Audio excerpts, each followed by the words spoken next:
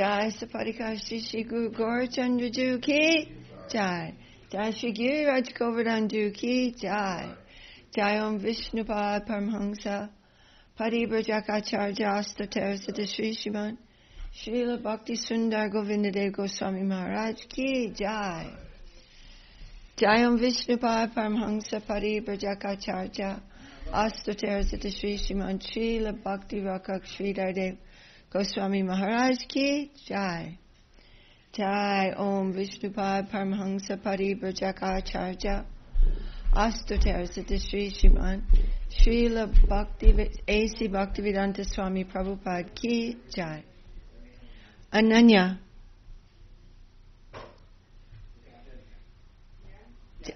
Jai Shri Vyasa Puja Mahamahotsav Ki Jai. Śrī Nandotsav Ki Jai. Hari Bol.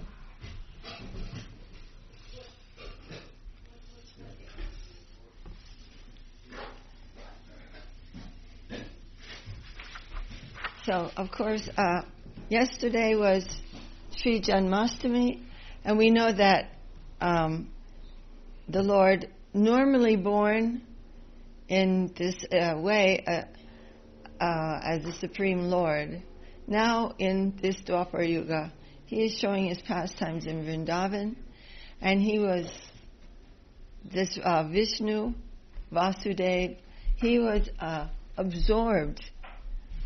Naturally, he was, you could say, absorbed by Krishna, who was lying by the side of Yashoda. And so then there was a great festival. Nanda Mahārāj announced, there's a baby boy born. And there was a great, great festival. And even the demigods, they're worshipping the inhabitants of Vrindavan. But the demigods also attended, and this was extremely wonderful. And so many cows given in charity, and actually Vasudeva also gave so many cows and riches in charity, but he had to do this within his mind. But there was so many beautiful things happening in Vrindavan on this day. So in this day we do a lot of cooking. A lot of cooking for the festival of Krishna's divine appearance.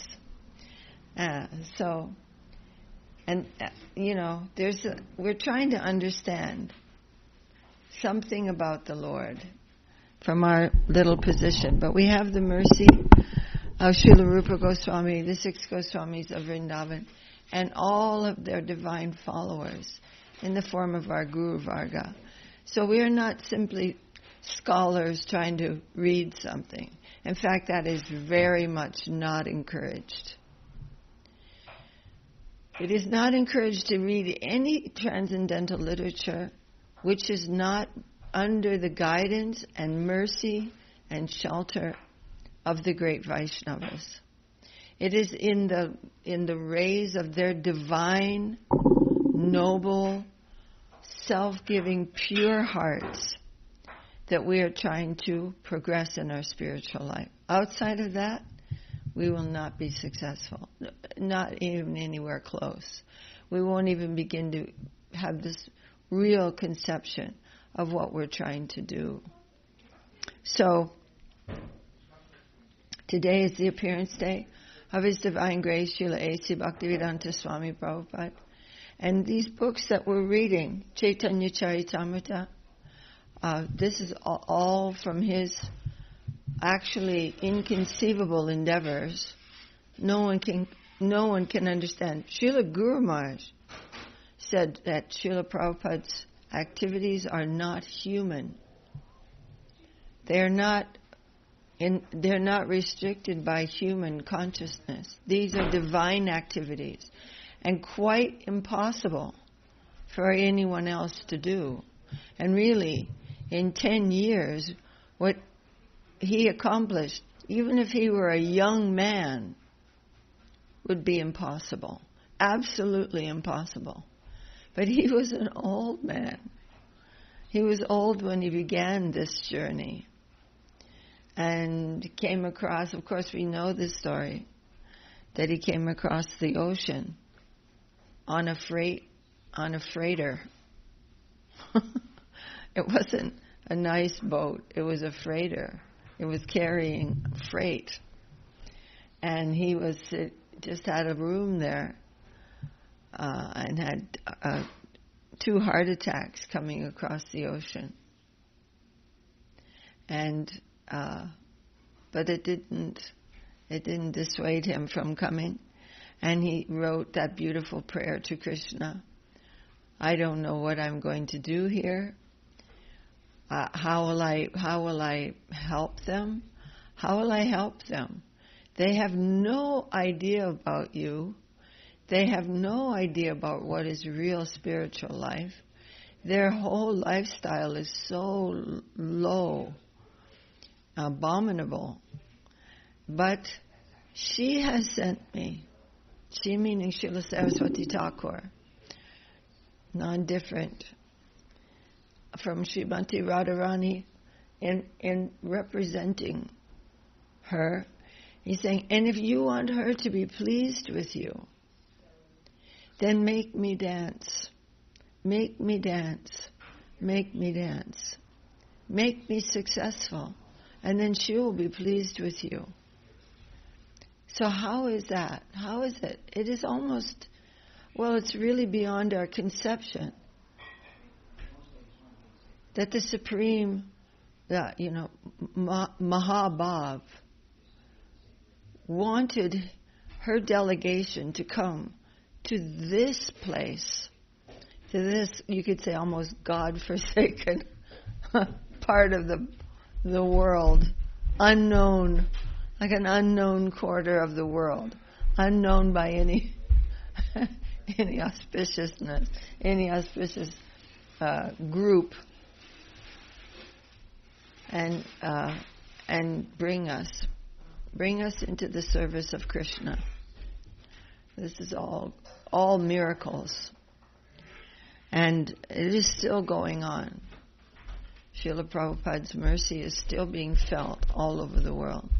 There is no possibility that we would have come in the shelter of Śrīla Sridhar Maharaj without the mercy of Śrīla Prabhupāda. There was not even the vaguest possibility that we would ever have known that he even existed in this world. But when Śrīla Prabhupāda was, closing his divine pastimes, he sent us there. He knew that we would come to such an opportunity, and he also was confident that Śrīla Sridhar Maharaj, who was more or less reclusive, would accept us because of the mutual love between them. Otherwise, Śrīla Guru Mahārāj was not inclined to have so many coming to him.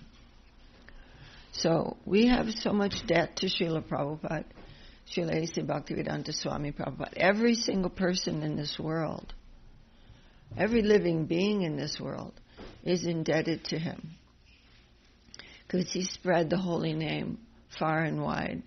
In 10 years, he translated Śrīmad Bhagavatam. If that was the only thing he had done in his whole life, that would have been amazing. With all those purports, with explanations that we wouldn't misunderstand anything. And those explanations coming from the plane of perfect Siddhanta. From right straight through our Guru Varga, our Rupanuga Guru Varga. That's a miracle. But then comes Śrī Chaitanya-charitāmṛta. And Chaitanya-charitāmṛta is the most. It is the highest book ever. In all time, all space. In this kind of manifestation of divinity in the form of sound is unknown anywhere. The pastimes of Mahaprabhu are superlative. They're the deepest pastimes of Radha and Krishna, manifesting in the form of the holy name and the pastimes of Mahaprabhu, with the greatest associates, and accompanied by Nityananda Prabhu, who is so inconceivably kind and merciful that he's going from door to door to the... I mean, even the demigods are insignificant. What to speak of the fallen souls of the Kali Yuga on the earth planet? Why would he bother? But he's knocking on the door and rolling in the ground like a golden mountain. And Śrīla Guru Mahārāj revealed, it was Śrīla Guru Mahārāj who revealed that Śrīla A.C. Bhaktivedanta Swami Prabhupāda is Shakti Vaishavatar.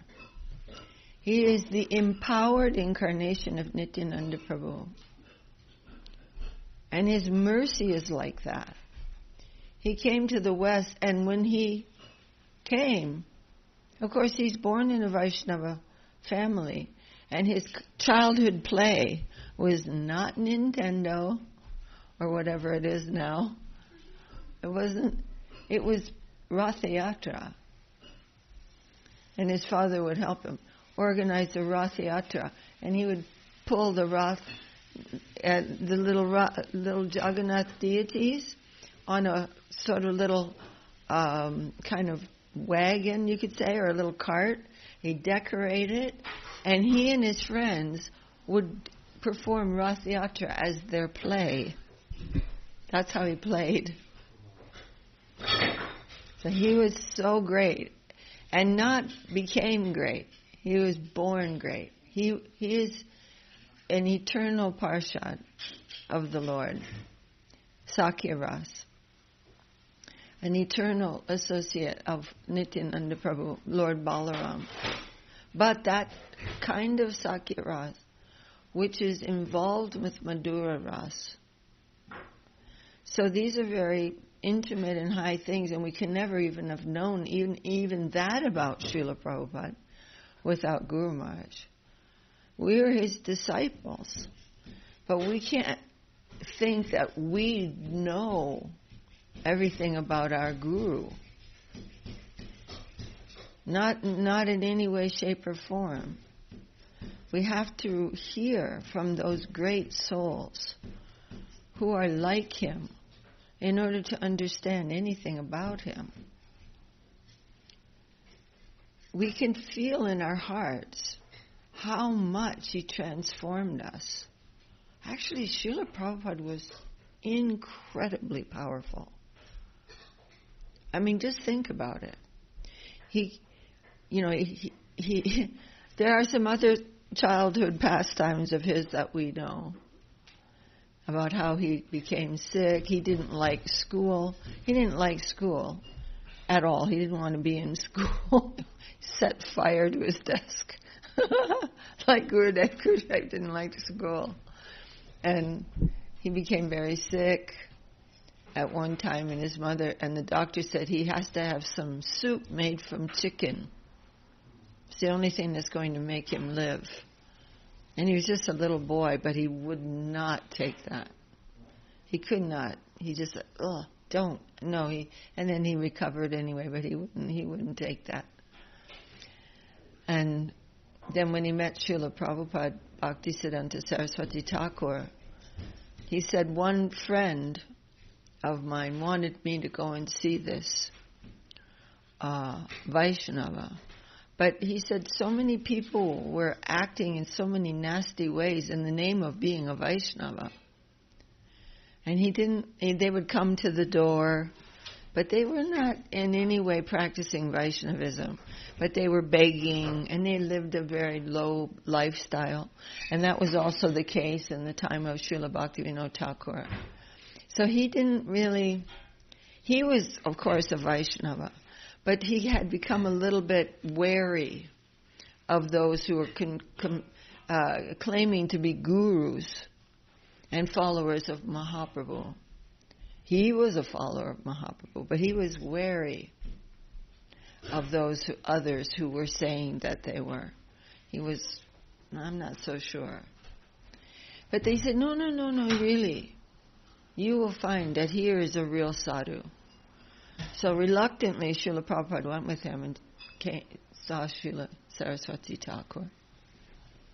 And here's my guru. And Śrīla Saraswati Thakur was so effulgent and, inconceivable power of distribution, empowered by Mahaprabhu. And immediately, very, very soon, he took initiation. And he started going out with others. Śrīla Guru Mahārāj was one of them, of the party sometimes.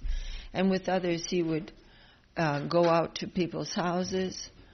And one of the disciples of Saraswati, and he was a householder at this time, but one of the disciples would give the lecture, and Prabhupada would collect some donations. So they all had their part to play.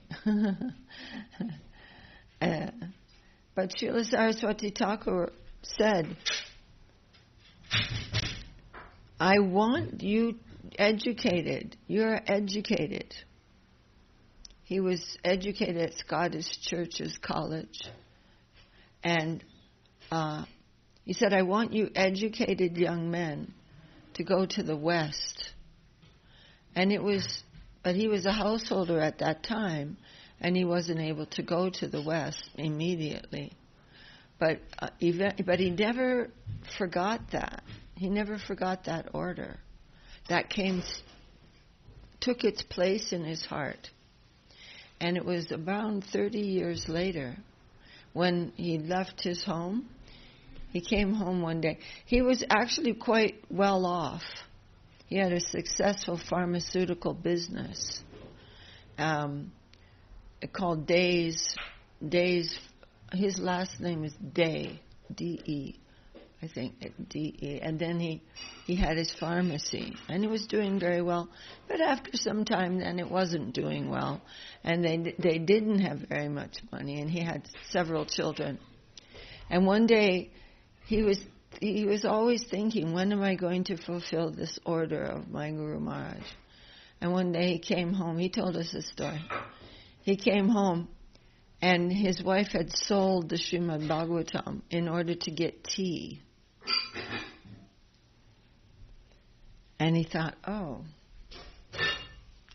I think I'm going to go now. He thought, why am I staying here in this place? Krishna will take care of my children, and I must go to the West. So immediately he left home, took sannyas he asked Śrīla Sridhar Mahārāj for sannyas, actually. But Śrīla Sridhar Mahārāj had lived with Śrīla Prabhupāda, for some time, and he felt shy because he knows the family. So he sent him to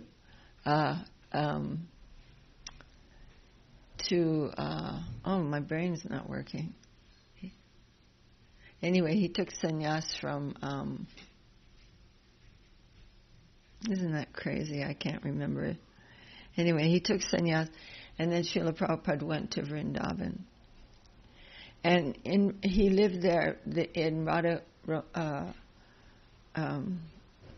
Damodar temple. And in the courtyard of that temple is the Samadhi Mandir of Rupa Goswami. And you can go there now. Anyone can go. Our temple, established by Śrīla Govinda Mahārāj, is right next door to that temple. In fact, we share the same well. That temple is very, very exalted in terms of that. So it's a very amazing temple. And right across the street is the place where Kaviraj Goswami wrote the Chaitanya-charitāmṛta in Vṛndāvan. So that area, and then if you walk a little, is Rasastali. This is all in Vṛndāvan, where Krishna and the gopis take rest after the rasa dance. And then across the road, and just down the road a little bit, going toward the Jamuna River, is the tamarind tree. That there's a nice temple established there by Śrīla Saraswati Thakur, And there's the tamarind tree. So it's called Imli Tala. Imli means tamarind.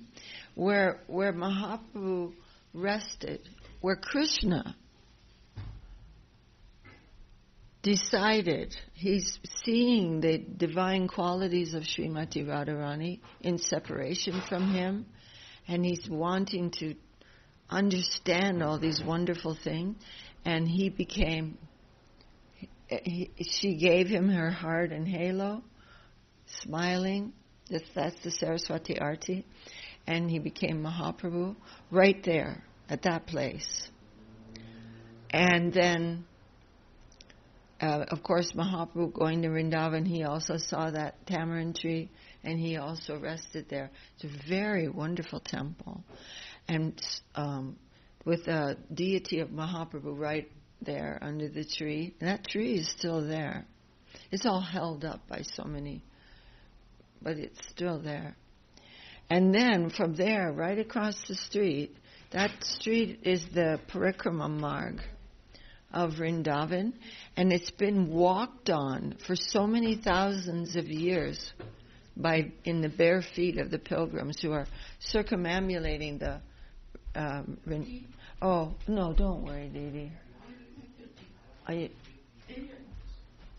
The sand is like it's like powder.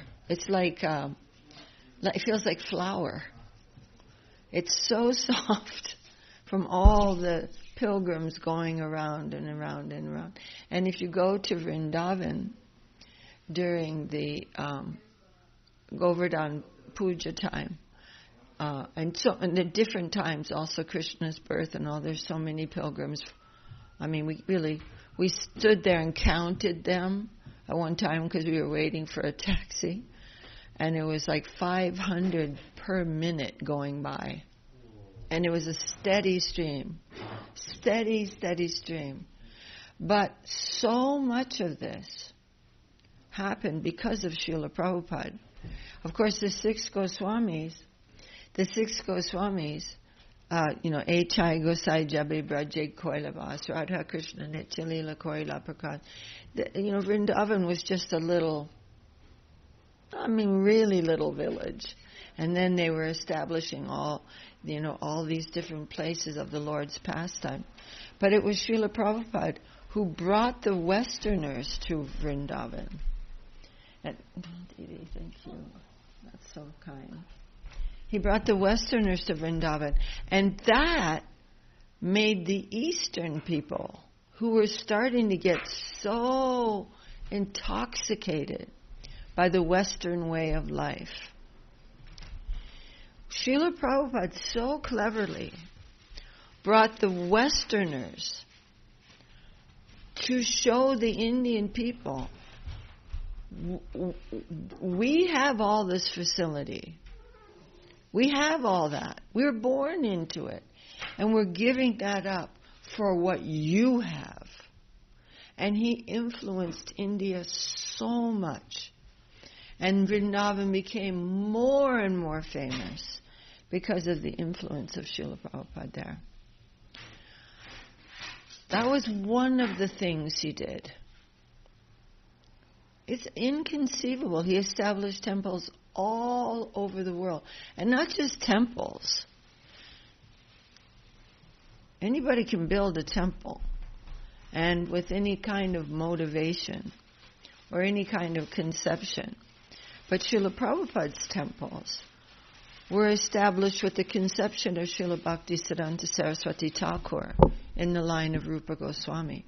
So it's not just that he did things externally, but internally, the quality of it was so astonishing.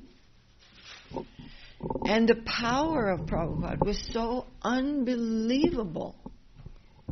Unbelievable. The whole world was chanting Hare Krishna because of his activities for 10 years.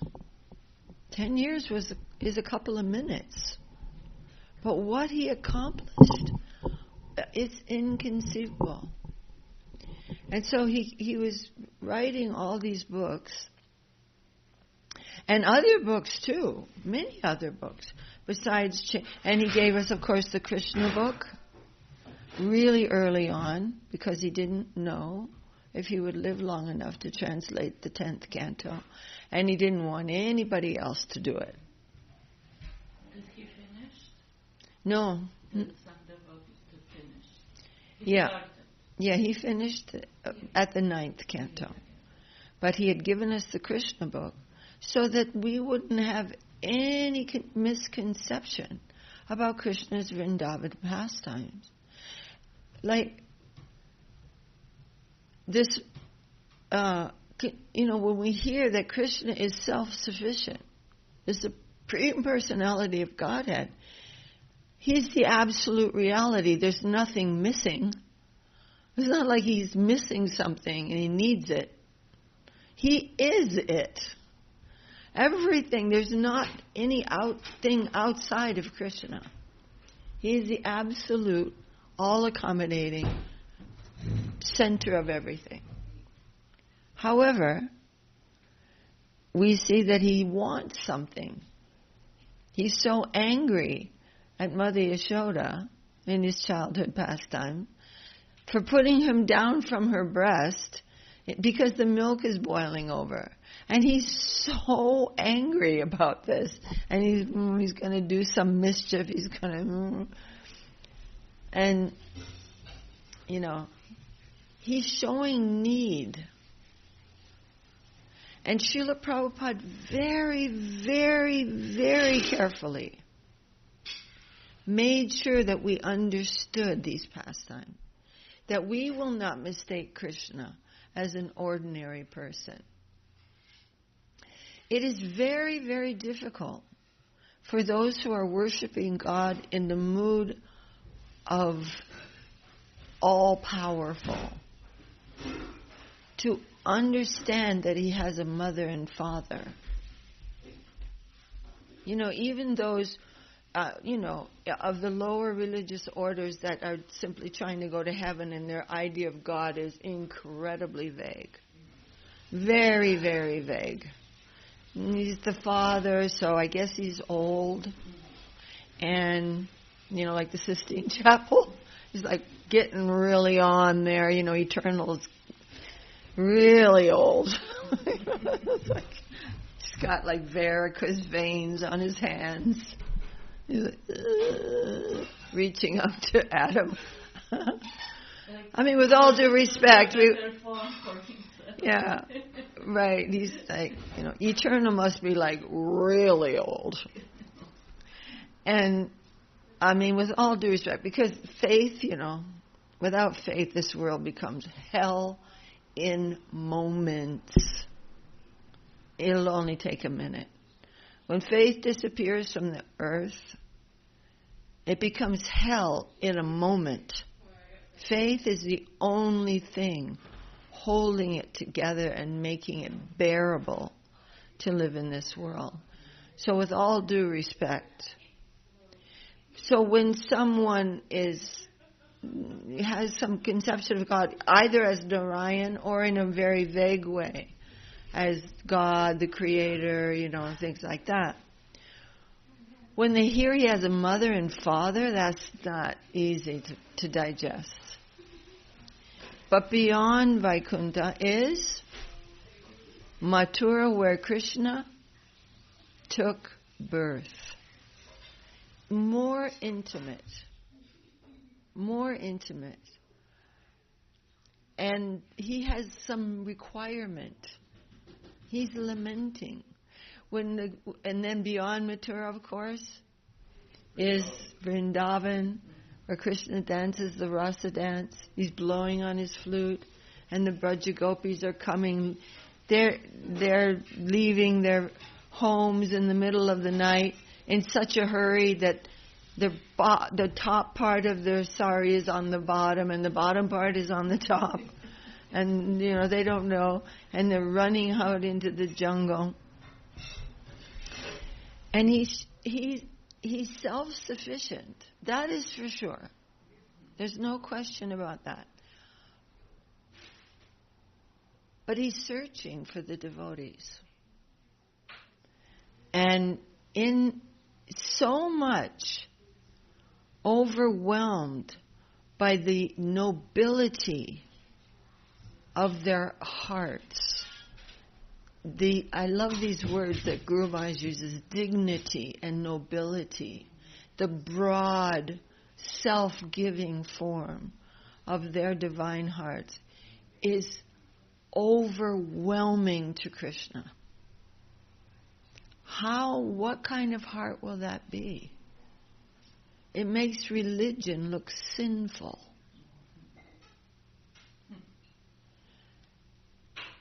And so Krishna, he's born, and then these pastimes we hear yesterday, and he's coming to Vṛndāvan, and he's crying, oh. And Mother Yashoda is nourishing him with every, can't say fiber, really, because there's no fiber involved. But every part of her being, there's no downtime for anyone in Vṛndāvan. No one is going like, okay, I got to take some downtime from, you know what I mean? We do physically, of course, need to rest sometimes. But I'm not, But I'm talking about them. They, in their divine forms, have no time when they're not absorbed in the service of Krishna, day and night. And especially the Braja Gopis, that Astakalya Leela, there is no moment of day or night where there is not service. It is extreme service, extreme sacrifice, extreme giving, but filled with nectar of Krishna's pastime. And so Śrīla Prabhupāda was so careful about giving us the Krishna book. What kind of mercy is that? Otherwise we would have gotten the wrong idea altogether. We would never. Huh? No, we would read Krishna's pastimes in Vṛndāvan with an offensive mood.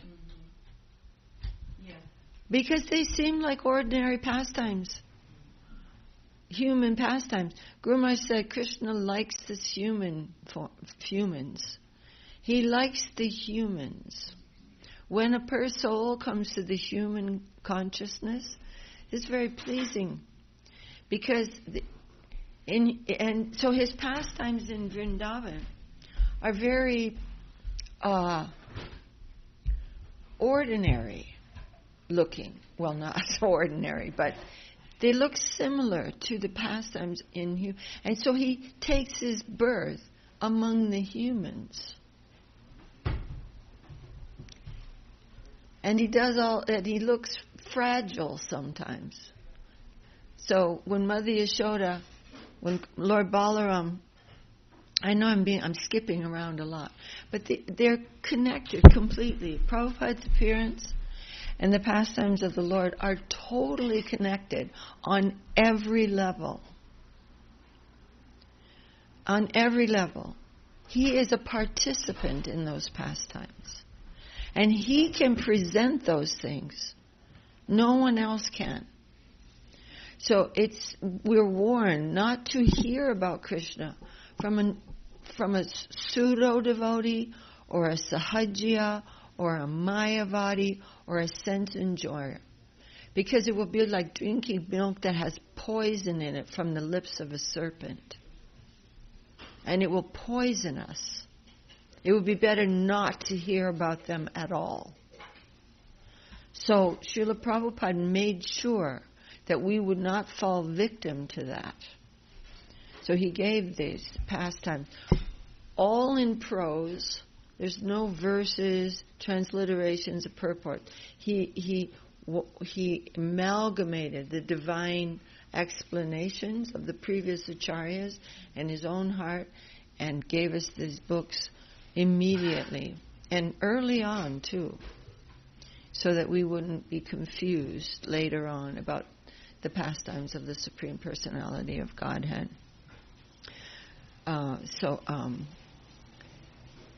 Anyways, it's hard to believe that that such a person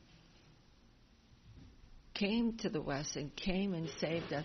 Whenever we sing Amona Durmati, that song, I immediately think of Śrīla Prabhupāda. And he's saying, but you have sent one of your agents to... A wicked mind brought me to this world, O Lord. It's my own fault. I'm like, what am I doing here? It's completely my own tendency. Free will is a very mysterious thing. It's innate in the soul. Innate. And that was our decision. But Krishna is enjoying his pastime of rescuing us. And he doesn't care even. He does it very well. He seems to know what he's doing. He doesn't care what we do. Love us anyway. And so he comes, so a wicked mind brought me into this world, but one of your agents has come to take me out. And he came to me so mercifully and said, "Oh, miserable soul, I brought good news for you. The son of Nanda has come in a golden form and is giving his own holy name along with Avadut, Nityananda Prabhu. So you go. He has taken so many souls across this ocean of material existence. So you go also. You go too. You can go. I'll show you how. You go also. And you receive your deliverance. And not everyone can do that. Not everyone can say that. Not everyone can guide the fallen souls to the holy lotus feet of Mahaprabhu because they don't know where they are. They're not situated at the holy feet of Mahaprabhu. So what are we doing here? How did this happen? Why are we sitting here knowing that this is the appearance day of Śrīla A.C. Bhaktivedanta Swami Prabhupāda and the festival of Nanda Mahārāj? It's inconceivable. And we cannot attribute it to any of our own qualification. It has nothing to do with our qualification. It is a Gyata Sukriti.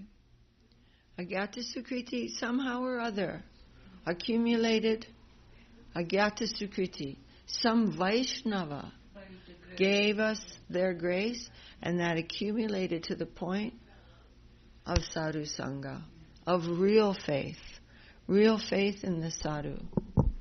Faith in Krishna without the sadhu is a figment of our imagination. Krishna without the devotee, without Krishna, without those who are his associates, it will be a figment of our imagination. And that's why we're not associating with anyone and everyone who's talking about Krishna. Because they may be unbelievably deluded in what they're saying about him. And it is very important not to just join in any kirtan and not to just hear about Krishna from anyone. That will be a very dangerous thing. Bad association is... So somehow or other, Śrīla Prabhupāda, he came across on the Jaladuta, make me dance. And it was a whole year, actually, before anything was happening. And many things happened in that year, just so Krishna would show how glorious he is.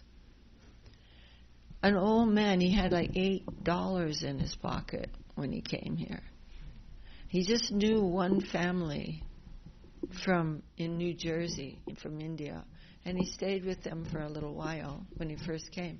But then he was on his own, and he got a little flat which he was sharing with a complete drug addict on the Lower East Side of New York City, where you don't want to even really go. My son grew up next to the Tompkins. What? My son grew up next to the Tompkins Square. Oh, Tompkins Square Park. Oh, really? Yeah, and so Prabhupada would you'd have to be weaving through the sidewalks where people were sleeping in a drunken or drug-induced stupor, just lying on the road. And he'd have to... Lower East Side. Yeah, very heavy. So he was, in that kind of situation. And then that boy stole everything from him, including his typewriter and everything, which he was just typing on one of those old-fashioned typewriters. And before he had come to India, he was writing on the backs of receipts, anything, any kind of piece of paper he could find. That's where he was writing his notes. And all sitting before coming, he was in the Radha Damodar temple, where he could have stayed the rest of his life very happily. When you go there, you'll see they still have his quarters completely maintained very nicely. And through the latticed window, you can see the Samadhi Mandir of Rupa Goswami. And then I have to go. He arranged passage, got free passage. And the lady who, Mrs. Murarji, she was the owner of the shipping company, and she said, "Old man, you're going to die over there." He said, "Well, okay." And he almost, you could say he almost left. But then after Śrīla Prabhupāda had that heart attack, I think he had 2 heart attacks, then the sea became like a pond. And the captain of the ship wrote in his log, he said, "I have never seen the ocean like this. I think it is the influence of this Swami." There were no waves on the ocean.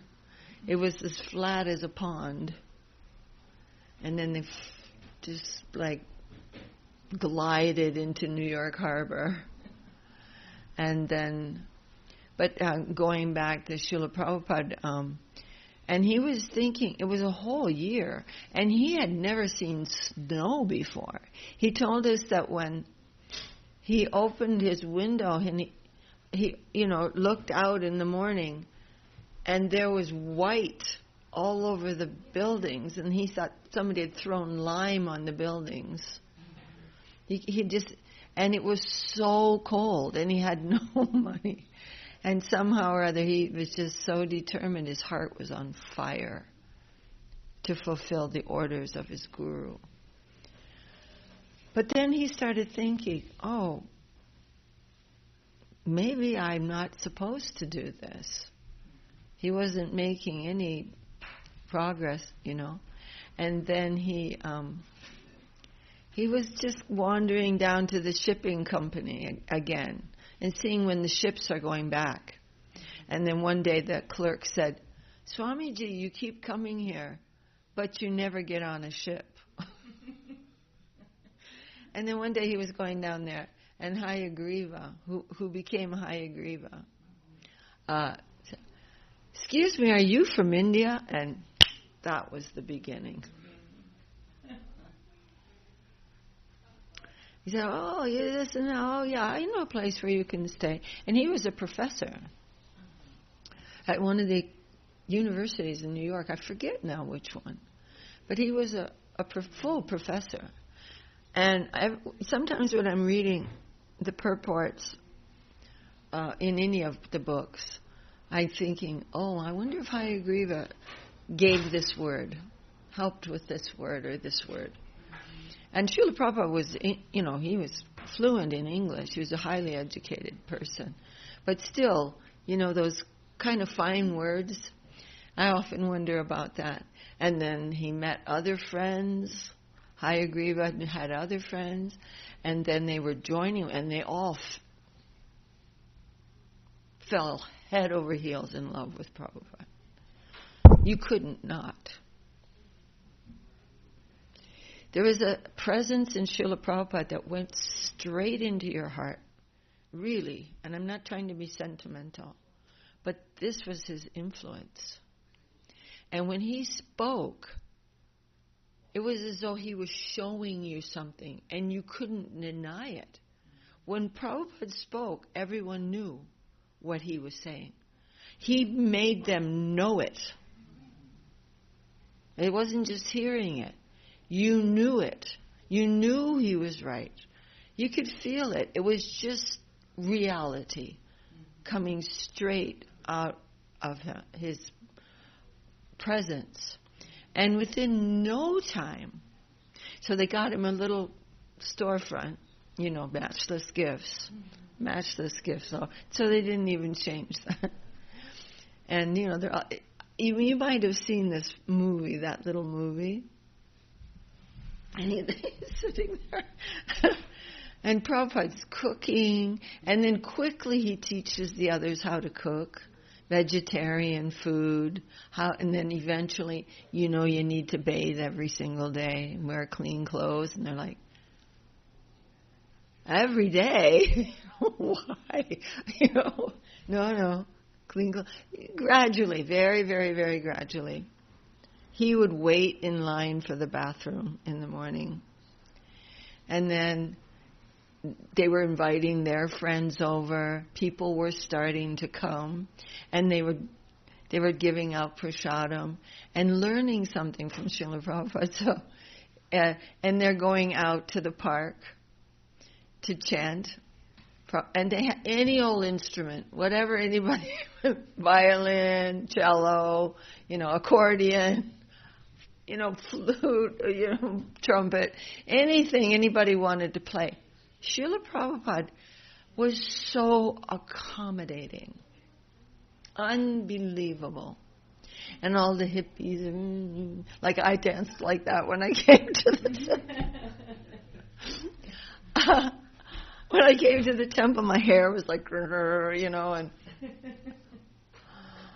I really, and then they're chanting, and I'm like, wow. I came back and told my friend, I have never heard, now I've heard music.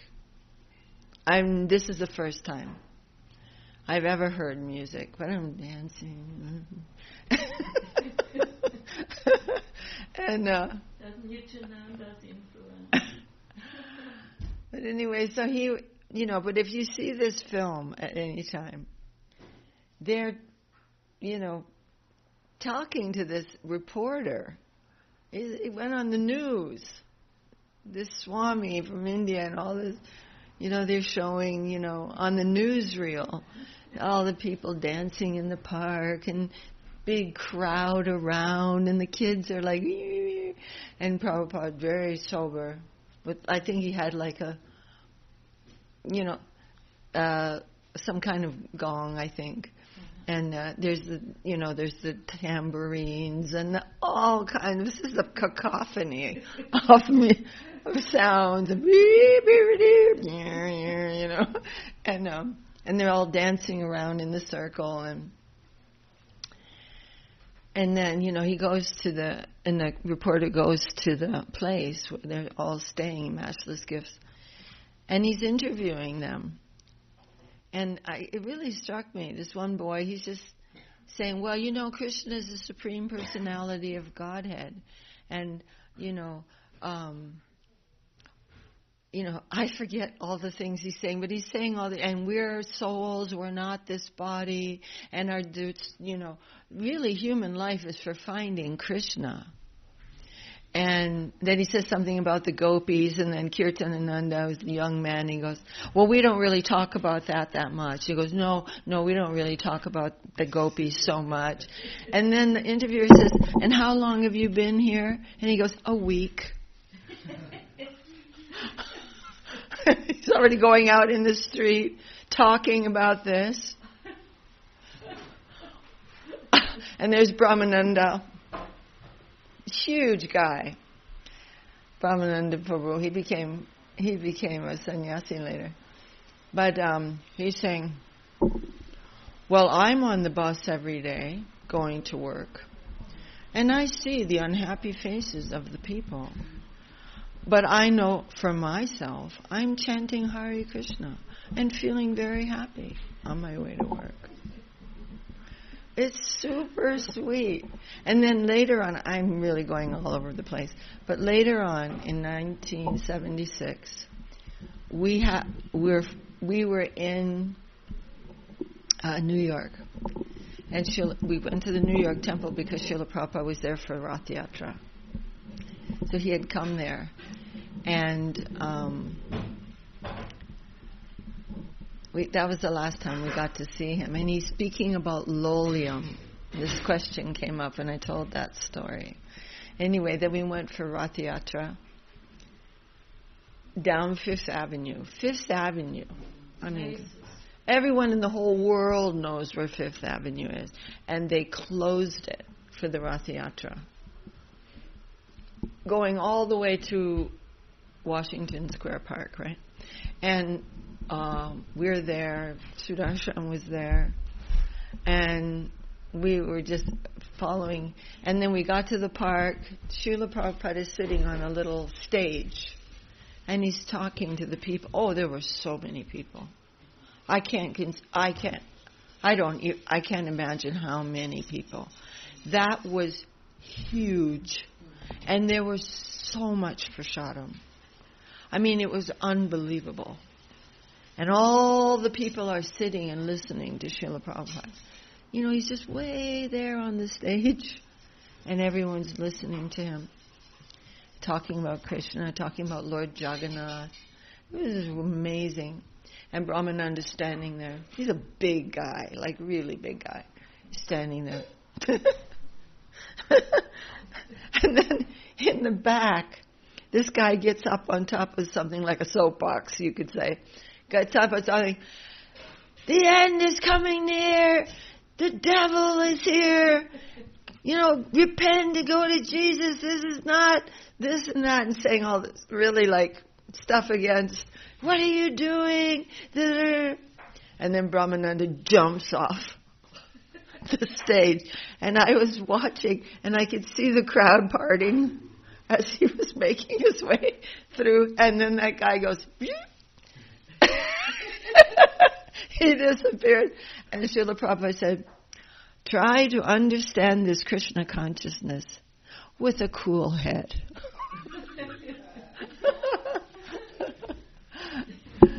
Oh my God, he was just unreal. And you could see him doing that. And Śrīla Guru Mahārāj too, Gurudev, he was also so, as we all know, so influential. But when you watch Śrīla Prabhupada move, he could accomplish so many things, but it didn't look like there was any effort. It was really astounding. He was so graceful. And then I thought about that word, seeing him. Graceful. The movement of someone who's full of grace, full of mercy, full of and receiving so much divine mercy coming through him. The movements are very beautiful. Kataganam natyam gamanam api vangshi priyasaki. Natyam gamanam means every movement is a dance. And Prabhupada was like his movements are very soft, and when he'd speak and his eyes always looked like there were tears in his eyes. So gentle and merciful. And giving so much attention to anyone and everyone. He not only was, translating the highest books that have ever been known to the universe into perfect expressions because of his potency, and giving full understanding in the purports. But he was answering everyone's letters. If you wrote a letter, you got an answer. And eventually there were so many letters. All over the world.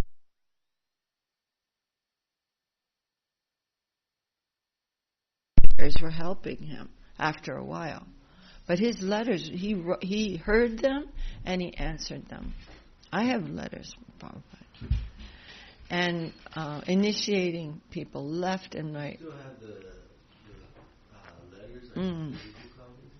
Wow, that's amazing. Well, I'm just nobody, but that's what, I mean, yeah. I guess my initiation letter, I wrote that was, you know. And What's the name from Prabhupada? Yeah, that was in I joined in February of 1970, and I was initiated in July. I wrote a letter to Śrīla Prabhupāda, so I was initiated by letter, because he was maybe in London at that time, or Los Angeles or somewhere. No, not London. Maybe Los Angeles. I don't remember now. But he wrote me the letter. I accept, and then the letter says, "My dear daughter Śrī Lekha."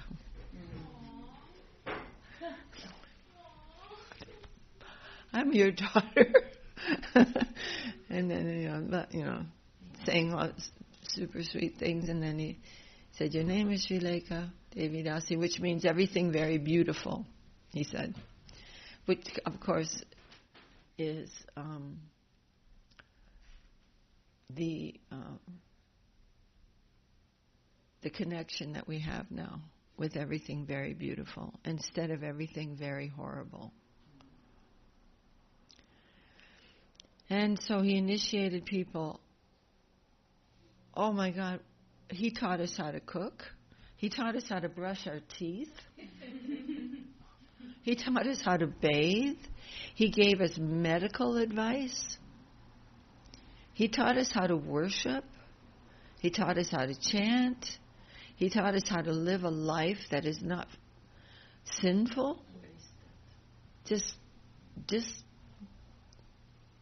don't be sinful. This is going to be very bad for you. And, how to be clean, just to lead a clean and devoted life. And no time in the temple was downtime. Very little. Very little. Of course, we would rest and everything like that. But it was, we were engaged in service every waking minute.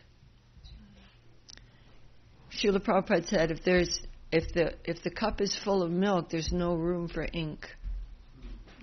So just be engaged. And it was like an oasis, these temples, because we didn't have phones. There was no TV, no radio, no CD player, no newspaper. We were like in this wonderful little manifestation of a higher world than the world we were around. And those were happy days.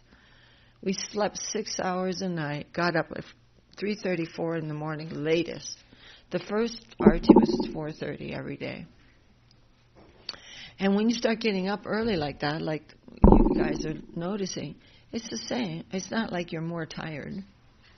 You're just getting up at a different time. We never slept through sunrise. I remember one time I slept through sunrise, and I was like, oh my God, what happened? I didn't wake up. We were so shocked. It's 6 o'clock, I slept in. And the whole day, garlands, cooking, how it is in our temples. That was all established by Śrīla Prabhupāda. All over the world. It's inconceivable. And Śrīla Guru Mahārāj gave him so much support. He was criticized by some envious persons. But we don't like to think about that. But I'm only saying that because Śrīla Guru Mahārāj gave him such a very, very honorable welcome when he came back from India and came to Navadvip. Invited all the dignitaries, gave him so much honor. And he said, we are happy, we are glad, we are proud. Swami Maharaj did what no one could do. His actions were not the actions of a human being. He is the non-different manifestation of Nityananda Prabhu's mercy. So when we think, that means Nityananda Prabhu personally came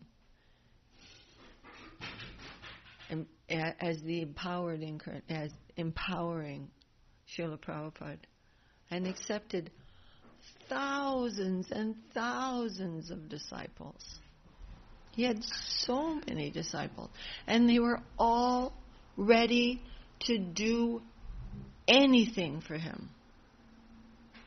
Ready, willing, and able. All of a sudden we could do things that we never knew we could ever do. Whatever was needed, he'd say, you go do this. And then you just did it. So we opened up a temple in Chicago. I was 22, and it was a little store.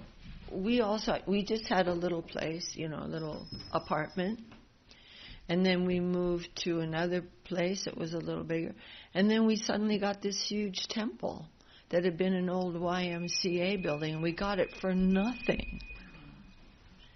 Jai Shri Guru Gaurachandra. I mean, this is nothing of my credit at all. It was Nyasi Maharaj who was doing all these things. He was a young man. What do we know about opening temples? But that was the influence of Prabhupada. He could make us dance. He could make us dance. And within 2 years, there were 60 devotees living there, and there was Rath Yatra in Chicago. And there was Rath Yatra down State Street, and Śrīla Prabhupada came to that Rath Yatra in Chicago. Anyway, so many things happen, but it is all credit to him. He can take a broken bugle and make a symphony. So this is, it's very, all over the place, but just a small attempt. I mean, very small attempt. We are still searching for our Guru. We don't know. Lifetime after lifetime, we'll search, always searching in our heart's aspiration for pure devotion to come permanently under the holy lotus feet of our master or mistress or whatever, whoever. But that is, Guru is that divine, eternal personality who is Krishna. He is the place, he is the connecting point between Krishna and the fallen soul. That connecting point is Guru. And they all have their different personalities. They're all wondrously wonderful. And by his grace, we came to Śrīla Guru Mahārāj, and Guru Mahārāj accepted us, which is another miracle, because Guru Mahārāj was not inclined like that, but he accepted so many of Prabhupada's disciples. And then, of course, unbroken, straight to Śrīla Gurudev.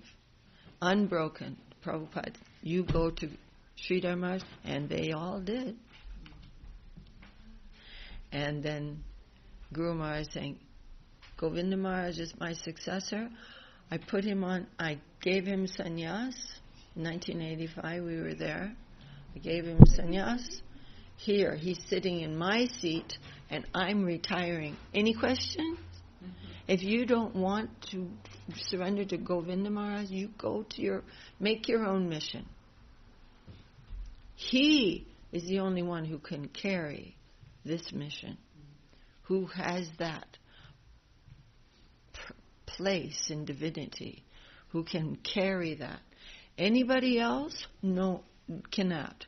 So if you don't want to be under Govinda Maharaj, you go away. Do something with your life. Good luck. Bye. Go away. You're not part of this. This is not an elected position.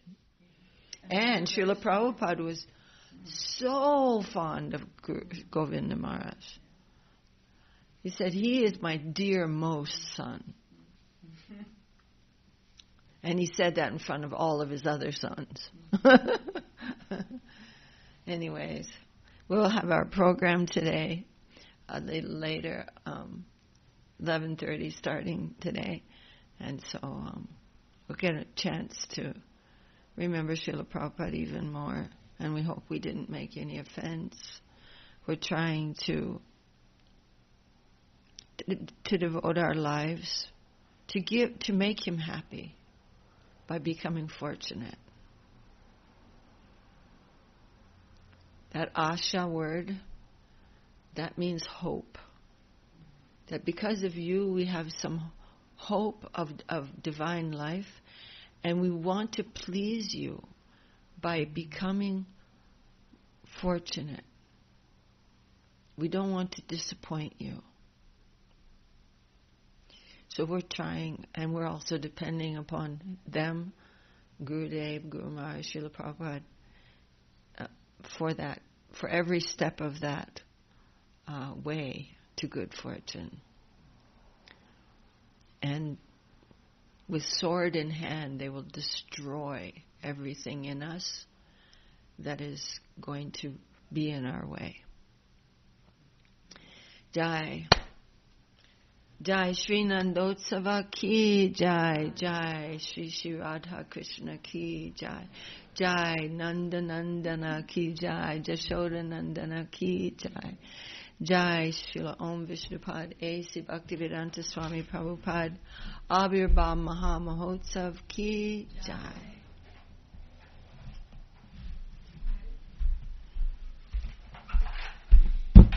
Thank you.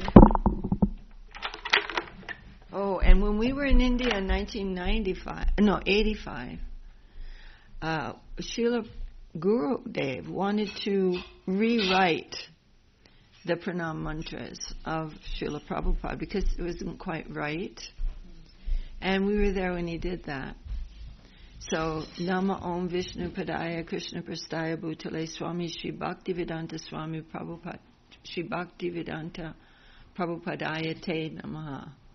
And then Gur Vabhishta Shapurakam Gur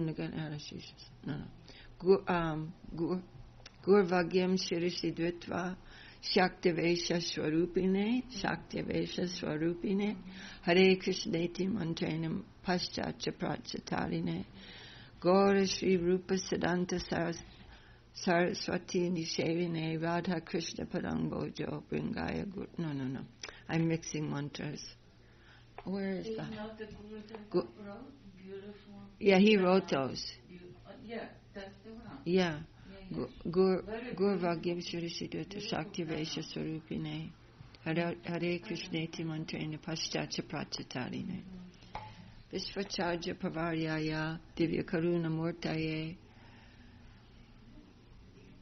Shri Bhagavata Madhurya Gita Jnana Pradayane. I hope I didn't mix them up. But anyway, he wrote those. Hariye Nama Krishna Yadavaya Namaha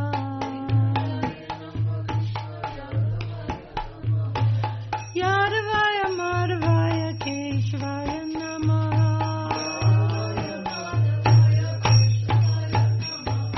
Gopal Govinda Ram Shri Madhusudan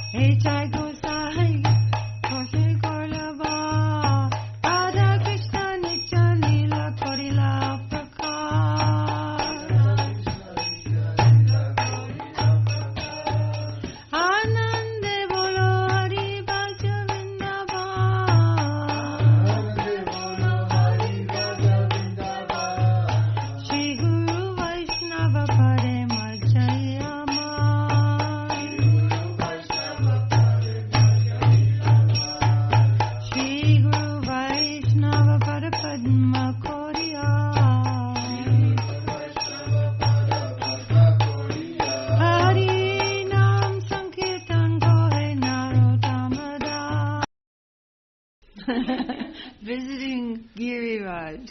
Ki Jai. Jayam Vishnupad Paramahamsa Parivrajaka Stoteres Shri Śrīman Śrīla Bhakti Sundar Govindadev Goswami Mahārāj Ki Jai. Jayam Vishnupad Paramahamsa Parivrajaka Astoteres Shri Śrīman Śrīla Bhakti Rakak Sridhar Dev Goswami Mahārāj Ki Jai. Jayam Vishnupad Paramahamsa Parivrajaka Astoteres Shri Śrīman Śrīla A.C. Bhaktivedanta Swami Prabhupāda Jai. Sad Goswami Prabhu Ki Jai. Jai. Pārṣad Śrīman Mahāprabhu Ki Jai. Pārṣad Śrī Nityananda Prabhu Ki Jai. Śrī Śrī Radha Krishna Gopa Gopinath Shyamakunda Radha Kunda Giri Govardhan Ki Jai. Jai Śrī Chaitanya Saraswat Mat Ki Jai. Tadiya Sakramat Ki Jai. Śrī Chaitanya Saraswat Mission Ki Jai. Kol Kartal Ki Jai. Harinām-saṅkīrtan Ki Jai. Samaveda Vaishnava Mandala Ki Jai. Samaveda Bhaktivedanta Ki Jai. Śrīmatī Tulsi Devi Ki Jai. Jai Gaur Premanandi.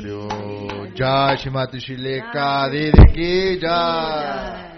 Jai Nakshi Didi Ki Jai. Jai Axel Prabhu Ki Jai. Dandavat to the online devotees. Dandavat online Lavanya devotees. Didi saying Śrī Śrī Nandotsav Ki Jai. Śrīla A.C. Bhaktivedanta Swami Prabhupāda Ki Jai. Lord Krishna Prabhu. I was thinking about you, Bimal. All those nice tapes that you were listening, you had about Śrīla Prabhupāda's travels. Lord Krishna Prabhu has something to say to Axel. He says, congratulations to Axel on his initiation day. Oh, Jai, Axel Prabhu is getting initiated today by Śrī Chaitanya Mahāprabhu. There he is. There he is. A happy soul. Shripa Bhakti Vigraha Nyasi Maharaj Ki Jai, says Vimal. Thank you, Vimal. Jai. My good fortune, Vimal Krishna Prabhu says. And And then Ashapurna Didi, I think that's can do that. Ashapurna. It's And we have also Ash some A. little roses Says, outside. Jai, Axel initiation. And new flowers are I'll coming. find. I manage. Yeah. I will do this. Alright, Dandavat. Sorry, Haribo. I thought that it was already on. Anyway, dandavat to everyone. Haribo. See you for initiation day. Initiation we is will at- live stream the initiation of Initiation Axel. is at 10 o'clock? At 10 o'clock or Mhm. 11 o'clock? No, at 10. At 10, sorry. Yasi was telling everyone it's at 11. Oh, Nyasi Maharaj was saying 11? Yeah. Oh, he was. Yeah. Okay. Should we call him? Or? Well, I can ask him if it could be 10:30. The program is starting at 11:30. So that might be a little tight, but maybe not. Maybe not. No, maybe 11 is good. Okay. Yeah. Okay. If you want, whatever he is saying. But we should get everything really ready. Okay. Alright, Dandavad, everybody. Haribo. Haribo.